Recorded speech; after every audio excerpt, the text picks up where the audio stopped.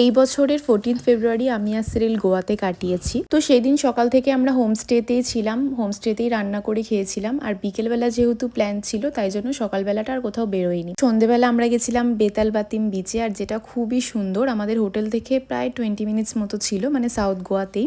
আর ওখানে আমি আর সিরিল একটু ওয়াইন এনজয় করছিলাম আর বেশ দুজনের সাথে টাইম স্পেন্ড করছিলাম। আমার খুবই ভালো লাগছিল। আর সেই দিনকেই বিচের পাশে এরকম খুব বাজি ফাটছিল, যেহেতু ভ্যালেন্টাইন ডে ছিল বলে। 2023-তে যখন আমরা গোয়া গেছিলাম তখনও সেম 14 ফেব্রুয়ারি আমরা গোয়াতেই কাটিয়েছিলাম। 2024-এ সামহাও হয়নি, বাট এইবারে 2025-এও 14 ফেব গোয়াতেই কাটিয়েছি। তারপরে একটু পরেই আমরা দেখি যে ফায়ার শো শুরু হয়ে গেছে। আর সব থেকে বড় কথা, যখন আমরা 2023 সালে গেছিলাম সেম ছেলেটাই ফায়ার ওয়ার্ক করেছিল, আর এবারেও সেই করেছে। যাই হোক, দেখে খুবই ভালো লেগেছিল।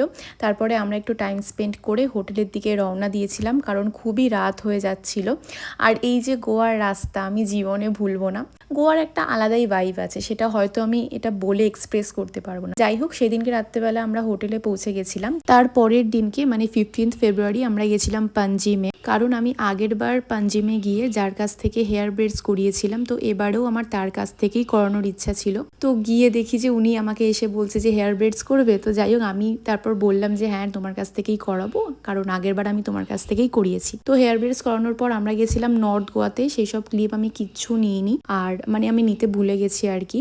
নর্থ গোয়া যাওয়ার প্ল্যানটা আমাদের খুবই সাডেন ছিল। তো নর্থ গোয়া যাওয়ার পর একটু শপিং করে আমরা তারপর হোটেলে ফিরে গেছিলাম। আর দেখো, এই কিউট পান্ডাটা আমি সিরিলকে গিফট করেছি। তো তোমাদের ব্লগটা কেমন লাগলো অবশ্যই জানিও। Till then tata.